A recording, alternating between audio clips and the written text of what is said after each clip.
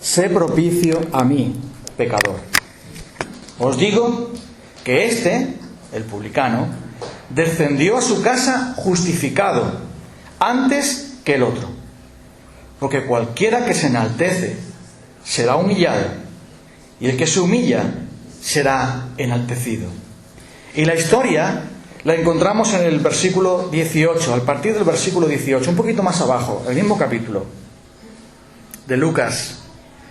Un hombre principal le preguntó diciendo: Maestro bueno, ¿qué haré para heredar la vida eterna? Jesús le dijo: ¿por qué me llamas bueno? Ninguno hay bueno sino solo Dios. Los mandamientos sabes: no adulterarás, no matarás, no hurtarás, no dirás falso testimonio, honra a tu padre y a tu madre. Él dijo: todo esto lo he guardado desde mi juventud. Jesús, oyendo esto, le dijo: aún te falta una cosa. Vende todo lo que tienes y dalo a los pobres, y tendrás tesoro en el cielo. Y ven y sígueme. Entonces él, oyendo esto, se puso muy triste, porque era muy rico.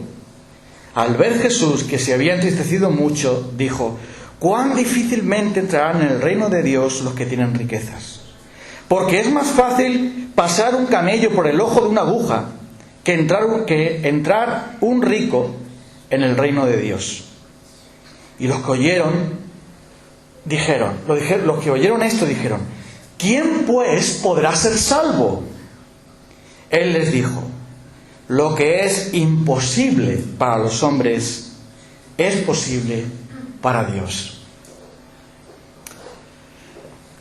Hace años yo quería tener un iPhone, el iPhone 3, pero tenía un pequeño problema económico y por lo tanto, como no tenía dinero para tener un iPhone 3, decidí comprarme un iPhone chino, una imitación. Y cuando vi los anuncios por internet era casi igual. Entonces dije: bueno, pues con lo que valen estos chinos me puedo comprar 3 o 4. Si se me rompe, lo cambio por otro. Pero voy a comprar este teléfono inteligente chino, que se parece mucho. Y yo creo que será igual. Lo compré. Y estaba tan emocionado cuando por fin, casi después de un mes, llegó de la China. Yo no sé cómo no lo mandaron por avión, lo mandarían por barco. Pero por fin ya abro el teléfono. ¡Ay, qué bien! Lo abro, le pongo la tarjeta y ya lo arranco. Sí, recibe llamadas. Sí, hace llamadas, pero la mitad de las cosas no funcionaban. De vez en cuando se quedaba atascado. Y me enfadé y dije: esto no es igual. No es igual que lo que yo he visto por ahí en la tienda. Se parece un poco. Por fuera el diseño era el mismo, pesaba lo mismo, sonaba bien, se oía bien, pero después no había manera de ponerle aplicaciones ni de quitarlas, y algunas de ellas no funcionaban, se quedaba atascado, y era un verdadero problema ese teléfono. Servía para alguna cosa, pero no era el auténtico. No funcionaba. Y a veces pasa que nosotros no queremos pagar el precio de ser cristianos y nos conformamos con no la realidad, sino con una imitación. No hace mucho también que pillaron a una red de falsificadores en Madrid, bueno, en varios sitios, ¿no? Pero la última noticia que oí fue de una red de falsificadores en Madrid que se dedicaban a falsificar cosas de firma, bolsos que valen un montón de dinero, nadie sabe por qué valen tanto dinero, pero lo valen. Todo tipo de calzado, vestidos, pantalones, todo tipo de ropa. Y cuando sacaron todo lo que habían encontrado allí, oye, mira, la etiqueta parece la verdadera.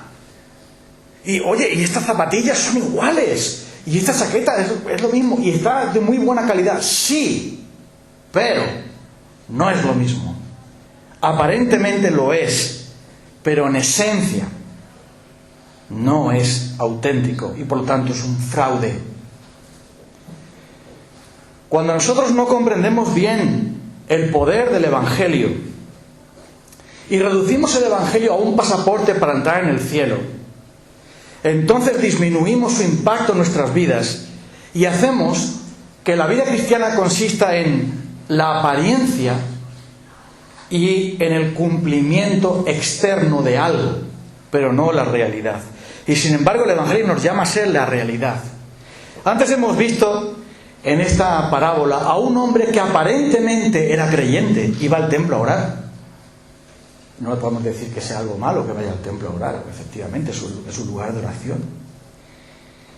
Y había un hombre que aparentemente también era un hombre malvado, porque vivía en el pecado, un publicano, alguien que se aprovechaba de su posición para ganar dinero y, digamos, abusar de sus propios conciudadanos, aprovechando que los romanos estaban invadiendo allí. Y después hemos visto también la historia de este joven que supuestamente era un hombre justo y recto, un hombre que buscaba a Dios, un hombre que le dice a Jesús: ¿qué tengo que hacer para heredar la vida eterna? Es una buena pregunta. Y aparentemente dice: yo he guardado todo eso desde mi juventud. Pero Jesús le dice: sí, pero... En esta parábola y en esta historia aparecen dos personas que aparentan, pero no son, que quieren cumplir con una justicia que ellos han inventado y por lo tanto están lejos del poder del Evangelio en sus propias vidas. El joven rico quería rebajar los mandamientos de Dios. Estos mandamientos sí me interesan, pero los otros, eso de la codicia, mételo en el cajón por debajo que no se vea. Y el fariseo oraba consigo mismo diciendo: qué bueno que yo soy mejor que el otro. Por lo tanto, el Evangelio no tenía efecto en su vida. ¿Sabes lo que pasa? Que si el Evangelio está produciendo un verdadero efecto en nuestra vida, van a suceder dos cosas. La primera es que voy a ver más claramente que Dios es santo, que Dios es glorioso, que Dios es perfecto. Y voy a ver también más claramente que yo soy imperfecto, que soy pecador, que no tengo justicia delante de Dios, sino la justicia de Cristo. Por una parte voy a ver que Dios es grande en santidad, y por otra parte voy a ver que yo soy un gran pecador. No voy a fijarme tanto en el pecado de otros, sino en el de mí mismo. Y si eso no se produce, algo no está funcionando. Si eso no funciona, es porque hay una avería. Como cuando el coche no está bien. Si el coche se calienta y sube la temperatura, el radiador está mal, algo no funciona. Y si un cristiano no está siendo cada vez más humilde y no está siendo cada vez mejor adorador del Señor, algo no funciona en él, tiene una avería.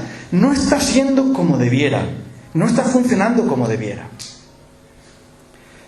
Esto no significa que cuando nosotros nos empapamos del Evangelio, no significa que vamos a pecar más, porque si estamos con Cristo iremos venciendo el pecado. Lo que significa es que cada vez más vamos a ver lo que realmente somos delante de Dios, nosotros personalmente. Y en vez de compararnos con otros y excusarnos: eso sí que es malo, pero yo... Lo que haremos será confrontar nuestro pecado, enfrentarnos a la realidad, mostrarnos cómo realmente somos, dejar las apariencias, dejar el cumplimiento y ser auténticos, de verdad, no una imitación que no funciona, sino lo auténtico. Cuando nos desviamos del Evangelio, somos como un barco que va a la deriva. Un barco que va a la deriva, ¿cuál es? Pues una vez el viento puede soplar hacia el norte y entonces el barco va hacia el norte, y otra vez puede soplar hacia el sur y puede ir hacia el sur, pero no tiene brújula, no tiene capitán, no tiene dirección. Y entonces ese barco está perdido. La palabra de Dios dice que tenemos que estar bien firmes, cimentados, estables en la esperanza del Evangelio. Eso significa que tenemos que echar raíces en el Evangelio. Tenemos que echar buenos cimientos en él para que tenga efecto en nuestra vida. Dice que nos debe de habitar la palabra de Dios en nosotros con toda riqueza, con toda abundancia. Y cuando realmente estamos anclados en el Evangelio, vamos a ver los cambios en nuestra vida. Porque ¿qué va a ocurrir? Va a ocurrir que vamos a dejar de ver a Dios tan pequeño como lo vemos. Cuando el Evangelio no está funcionando en nuestra vida, ¿sabes lo que pasa? Que nuestra experiencia del amor al Señor y de su gracia en nosotros va menguando. En la medida en que nosotros dejamos a un lado el Evangelio para establecer nuestra propia justicia, en esa medida la gracia de Dios es menos en nosotros y hay menos de Dios en nosotros. Y eso implica ponerse a la defensiva cuando somos confrontados con el pecado. Y eso fue lo que hacía ese hombre. Se comparaba con otro. Cuando tú no comprendes el Evangelio y alguien viene y te dice: oye, hermano, no has hecho bien esto. ¡Oh! ¡Oh! Tú no sabes lo que yo hago. Tú no sabes cómo yo me esfuerzo. Tú no sabes. Te pones enseguida a la defensiva. Das explicaciones de todo.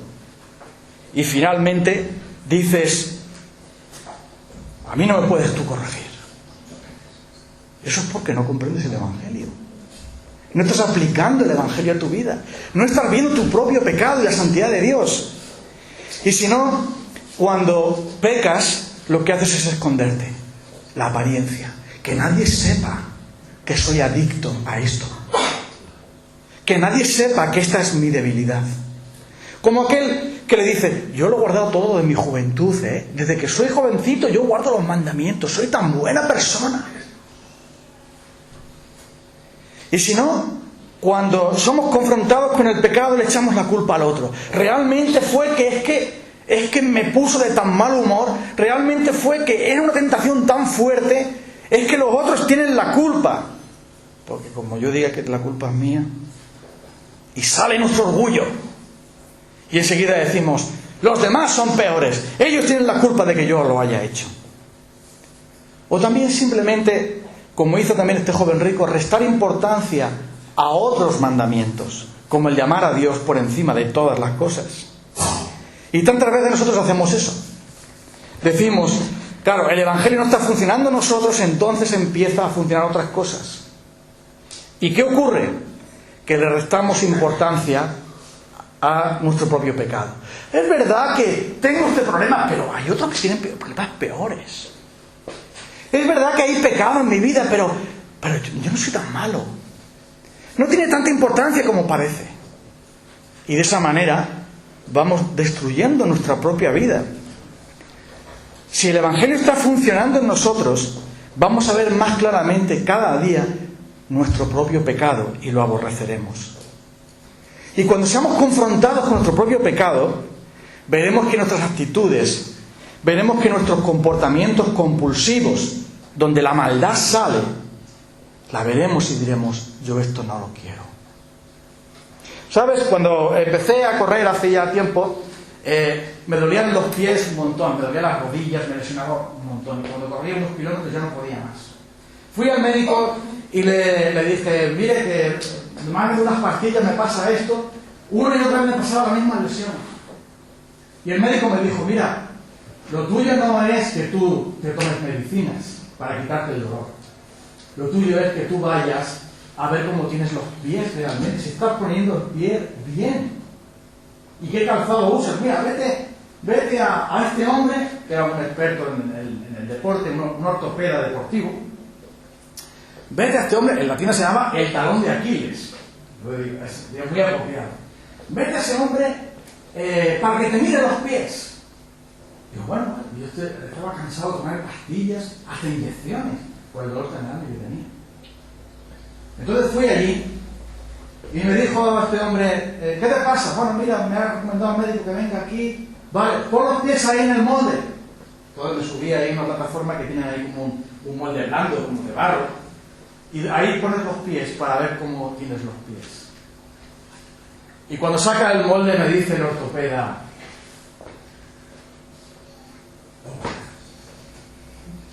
te estás destrozando las rodillas, te estás destrozando la espalda, es un desastre. Porque necesitas unas plantillas para que cada cosa vaya en su sitio. Todo el dolor que tú tienes es porque los músculos que no tendrían que hacer ese trabajo lo están haciendo, porque el músculo principal no está en su sitio. Y si sigues así, Te vas a cargar la espalda, las rodillas, las caderas. No podrás hacer ejercicio. Vale. Pues, bueno, ¿y qué tengo que hacer? Ponte unas plantillas correctoras. Si nosotros no corregimos el problema espiritual que tenemos, hermanos, seguiremos haciéndonos daño paso tras paso. Seguiremos teniendo dolor más y más. Y no alcanzaremos ninguna meta. Será como aquel, no sé, como estas personas que les gusta ir al gimnasio. Yo no tengo nada en contra de los gimnasios, pero eso de correr en una cinta me recuerda a un hámster cuando da vueltas en una jaula. Y dicen algunos, bueno, ya he hecho yo 6 kilómetros. ¿6 kilómetros de qué? No, viendo la tele. Pero yo entiendo que el ejercicio es que te dé el aire, que escuches los pájaros, que escuches música si te gusta.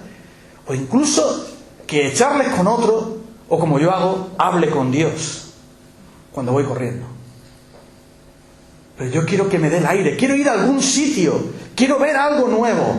No quiero correr en una cinta y ver la pared de enfrente. Cuando el Evangelio no está haciendo efecto en tu vida, te cansas una y otra vez, pero no vas a ninguna parte. Te esfuerzas una y otra vez y no vas a ninguna parte porque no estás trabajando esa área que te va a hacer confrontarte con la santidad de Dios y va a hacer el cambio productivo en tu vida. Y es por eso que es bueno que nos examinemos. Porque no puede ser que el Evangelio lo tengamos y no lo apliquemos. Queremos ser una iglesia que predica, queremos ser una iglesia que comparte el Evangelio. Pero antes tenemos que aplicar el Evangelio a nuestra vida. Antes tenemos que aplicarlo a nuestra vida. Y hay tanta justicia propia que usamos como pantalla para excusarnos. Tanta apariencia que realmente esas cosas nos separan de Dios. Por una parte decimos, esa justicia laboral, yo trabajo mucho.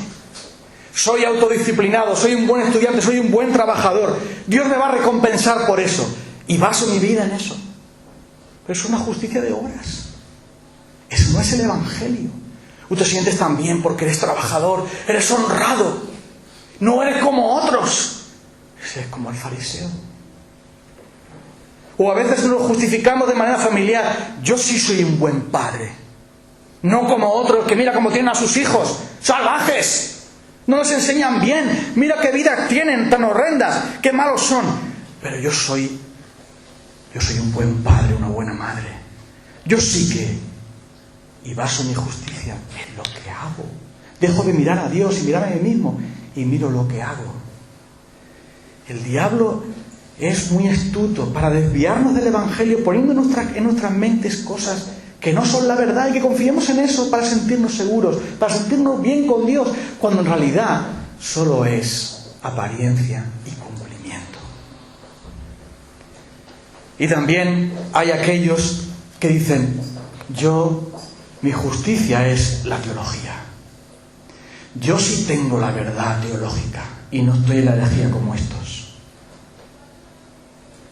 Dios me amará más a mí. Estará más satisfecho conmigo porque yo tengo la doctrina correcta, mientras que otros están perdidos.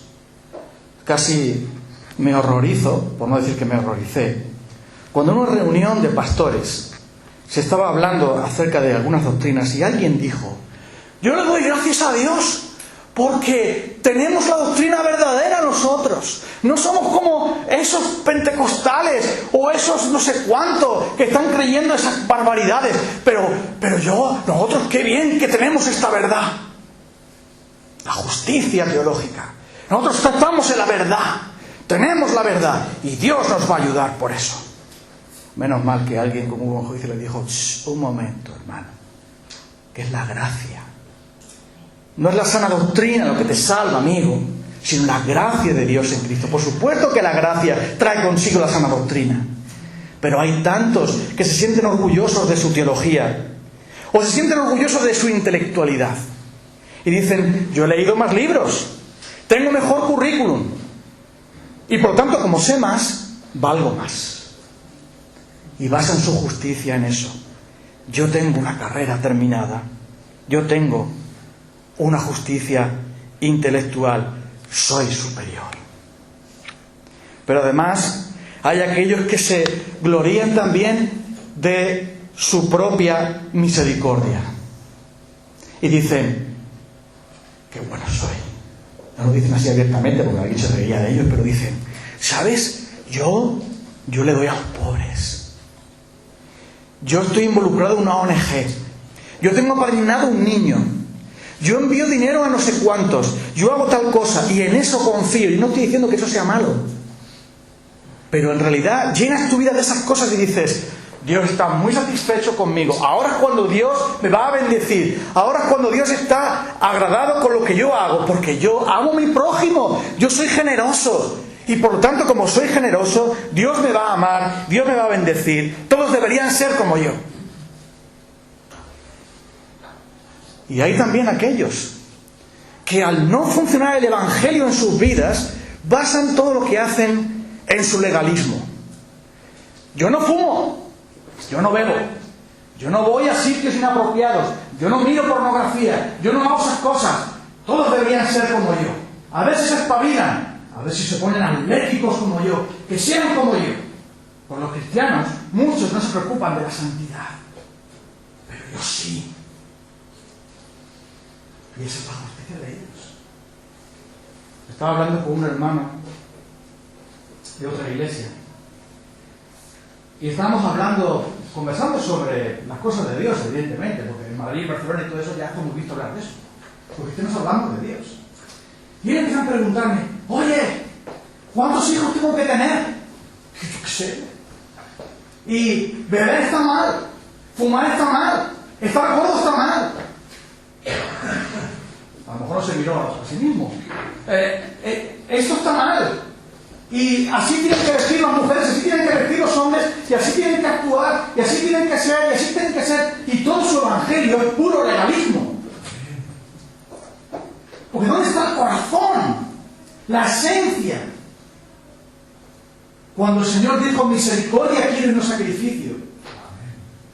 Cuando el Señor dijo que lo que quería es rasgar vuestro corazón y no vuestras vestiduras. Los judíos rasgaban sus vestiduras. ¡Ay, qué arrepentido estoy! Pero sus corazones seguían siendo rebeldes contra Dios. Y muchos tienen esa justicia. Yo soy mejor porque yo no tengo esos vicios que tienen otros. Yo soy disciplinado, yo soy deportista, yo soy puro, yo no bebo, yo no hago. Y esa es su justicia, porque no estás mirando el Evangelio. No estás mirando a Cristo, no estás mirando a ti mismo. Y hay también otra justicia, que hay muchas más que podríamos decir. Aquella justicia financiera. Esos cristianos que no saben administrarse. Mira cómo despilfarran su dinero. Mira cómo se meten en esos créditos. Yo me administro mejor. Yo sí ofrendo, diezmo, ya, como ese hombre decía, hago todas esas cosas. Y la justicia era el yo. Te doy gracias. Porque yo, porque yo, porque yo y porque yo. Y eso es que no ves el Evangelio. No lo entiendes. El Evangelio no tiene aplicación en tu vida, no funciona. Estás paralizado o bloqueado. O estamos. Y por supuesto, ya termino con esto de la justicia porque tengo que acabar. Es aquella justicia que se basa en lo que yo hago para Dios. Y creo que esa es la justicia más repugnante. Y perdón por la expresión repugnante, pero creo que es así como Dios lo mira.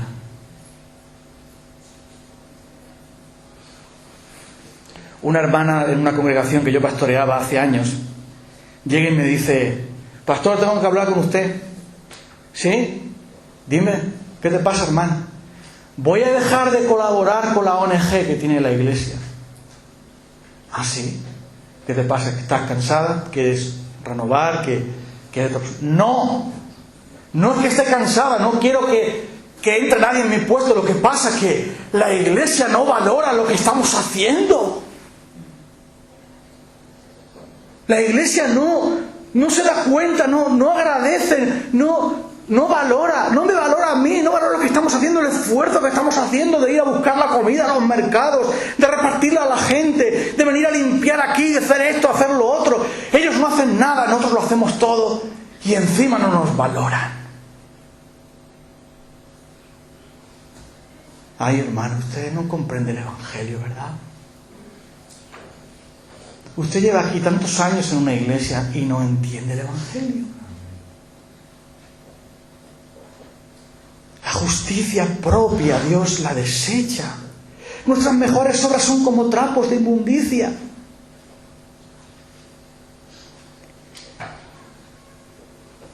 Yo en la iglesia soy mejor. Mi justicia está en lo que hago, porque yo enseño en la escuela dominical, porque yo canto en la alabanza, porque yo limpio la iglesia, porque yo ayudo a los jóvenes, porque yo hago esto, porque yo hago lo otro. Entonces ya Dios me va a amar más y va a estar más satisfecho conmigo, porque yo lo hago mejor que otros y me siento mejor que otros. Y entre los pastores también nos pasa. Yo soy mejor predicador. Sí, claro que sí. Dios estará muy contento conmigo porque yo soy... y he estudiado y he estado. Apariencia, cumplimiento. No estoy mirando a Dios, no estoy mirando a Cristo. Cada una de estas cosas y más que podríamos añadir hace que nos desconectemos del poder de Dios. Hace que nuestra justicia se base únicamente en nosotros, en lo que hacemos y no en lo que somos. Llegamos a la conclusión, pero quiero que pares un momento y te hagas una pregunta, aunque hoy hemos dormido menos. Pero hazte una pregunta.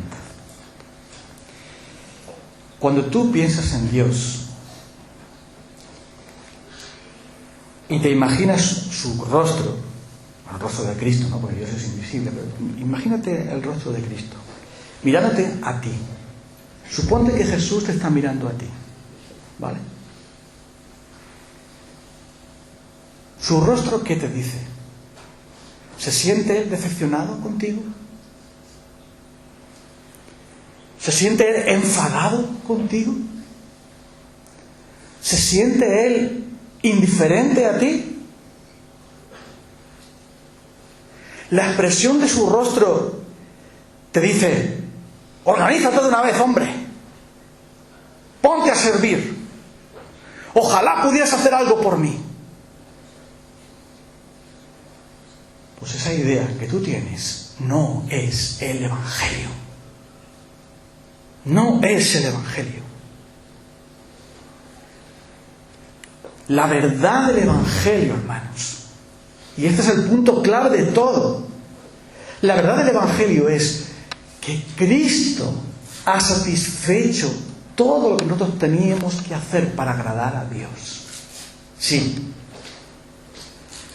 Cristo ha satisfecho todo lo que tú y yo teníamos que hacer para agradar a Dios. Y Dios no es un policía que nos mira para ponernos una multa si nos estamos pasando. Dios no es el juez que se sienta para castigarnos y mandarnos a la cárcel porque violamos su ley. Dios no es un vigilante, no es un policía, no es un juez, no es un padre rígido que está preparado con la vara para azotarnos si no estamos obedeciendo su palabra. Dios es un Dios de amor y de gracia. Es nuestro Padre. Y en Cristo estamos completos. Yo no tengo que hacer nada para ver si Dios me ama más, para ver si Dios me va a bendecir, para ver si yo le voy a agradar. No es el Evangelio. El Evangelio es gracia, gracia, gracia. Algo que tú no mereces, algo que yo no merezco, algo que no puedo yo hacer nada de ninguna manera. Jesús lo dijo. Es imposible para los hombres. Amén. ¿Lo entiendes?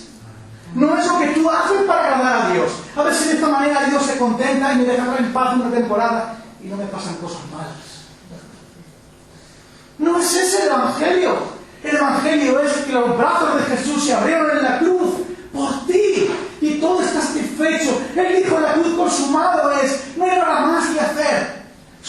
empaparte de esa gracia, recibir ese amor, y a medida que ese amor trabaja en tu vida, está activo en tu vida, en la manera en que está funcionando el Evangelio en tu vida, van a ocurrir dos cosas. Tú vas a ver más claramente la gloria de Dios, y vas a ver más claramente tu propio pecado, y eso te va a hacer humilde, te va a hacer santo, va a hacer que tengas una sensación clara de que es el amor y la gracia de Dios solo que te sostiene.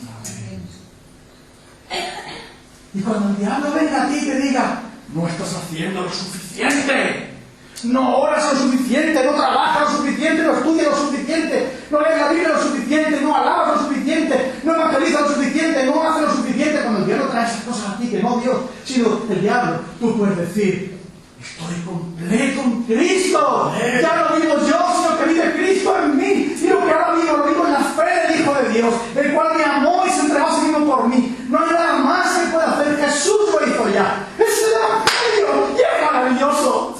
No tengo que hacer nada para agradar a Dios como torturándome, yendo de rodillas a una peregrinación o siendo un monje evangélico. No, solo tengo que disfrutar de Dios.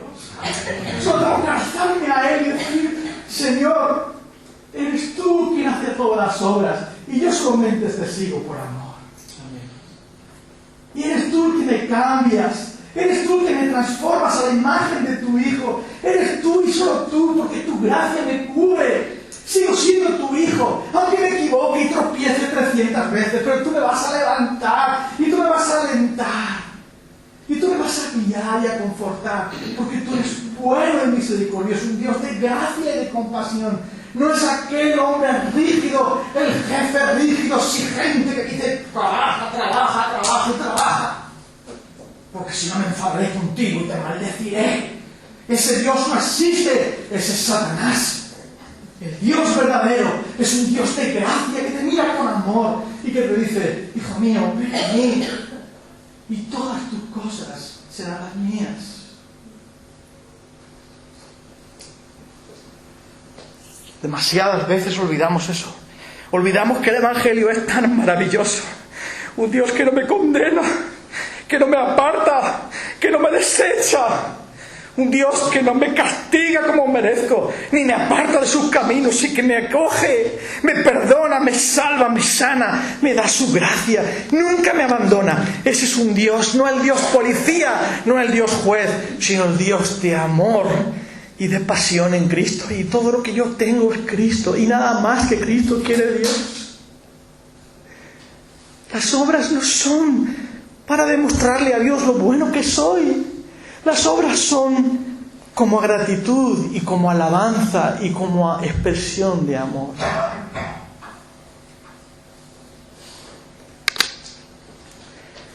Nuestro Evangelio se ha vuelto muy pequeño porque el diablo nos ha engañado y pensamos que tenemos que hacer obras para agradar a Dios. No.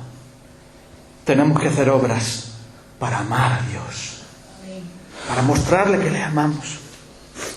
Cuando miramos lo que es el Evangelio, tenemos una gran paz en nuestro corazón. ¿Sabes? Martín Lutero era un hombre atormentado porque nunca hacía lo suficiente para agradar a Dios. Me presta un compañero amable, siempre se me olvida de cogerlo. Porque creo que no va a hacer falta y luego me equivoco. Bueno. Martín Lutero. Gracias. Martín Lutero era un hombre atormentado porque él, siendo fraile, siendo monje, por todos los medios quería agradar a Dios. Ayunaba, rezaba, se castigaba y estaba tan atormentado porque él veía más y más el Dios que le había enseñado, el Dios juez. Cristo es el juez que te condena y el Padre es el que ejecuta la condena.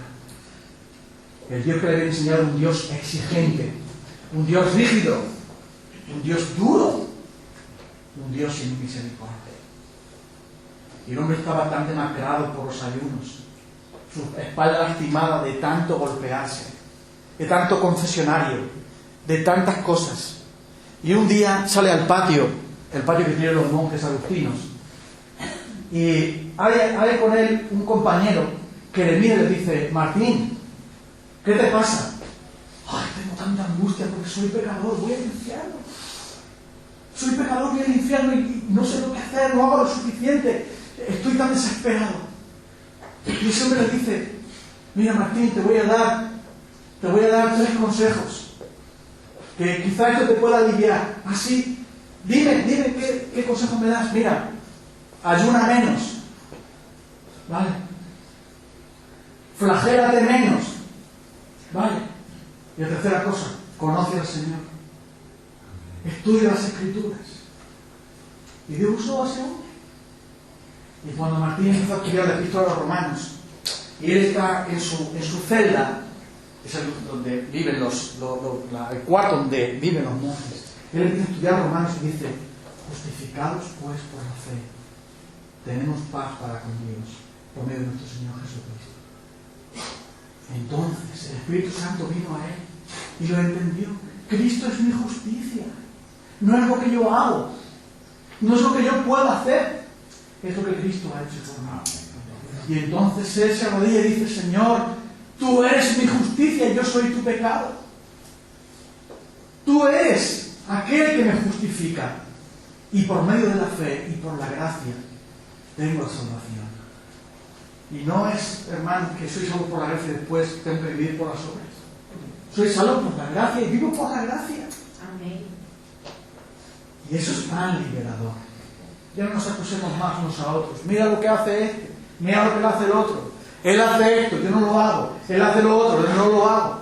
No nos juzguemos más unos a otros. El reino de Dios no es comida ni bebida, sino justicia, paz y gozo del Espíritu Santo. Amén. Ya no juzguemos más a nosotros. Esto no lo toques, esto no lo hagas, esto no lo digas. Deja que la gracia de Dios entre en ti. Deja que veas tú claramente la gloria del Señor y veas también claramente tu propio pecado. Y a la medida en que tú dejas que el Evangelio tenga efecto en tu vida, tú vas a notar mejoría. Amén. Vas a notar un cambio. Termino. Ya lo he dicho antes que terminaba, ¿no? Perdonadme. Pero es por una buena causa. ¿Sabes?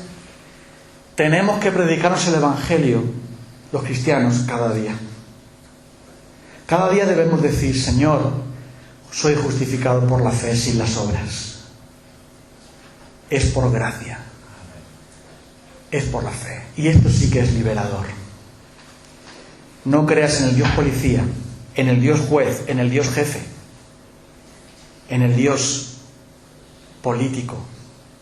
No creas en ti mismo, en lo que haces. Afronta tu pecado. Ven a Jesús.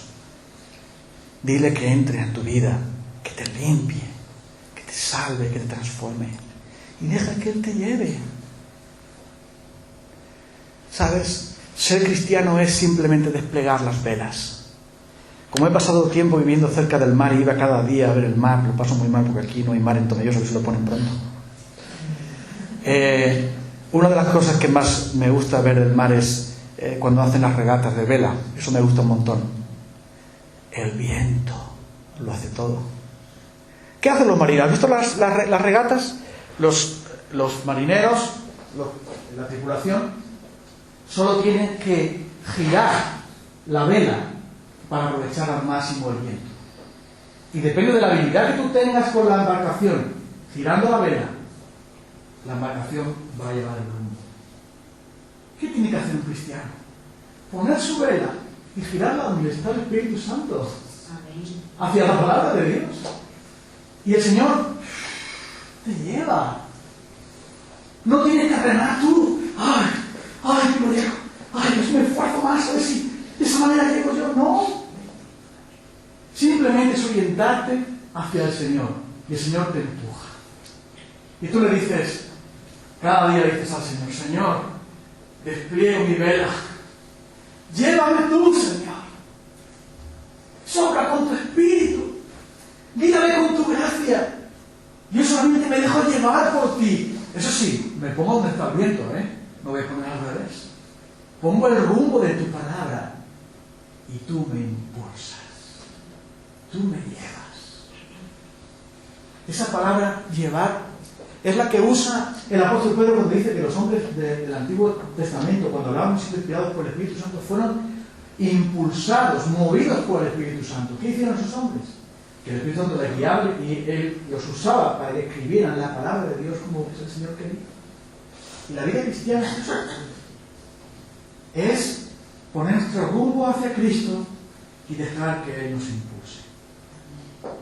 Eso es el Evangelio, hermanos. Gózate en eso. Y Él va a sanar todas las demás cosas. Es la medicina que te va a transformar, el alimento que te va a hacer fuerte. Pon tus ojos en Él. Deja que Él te lleve. Renuncia a tu justicia personal. Confronta tu pecado. Y mira a Jesús. Mírale a Él. Vamos a cantar, hermanas, ese cántico que dice: cuando escuches la voz del Señor. Eso nos preparamos. Y mientras ya se preparan, nos ponemos en pie y oramos al Señor un momento.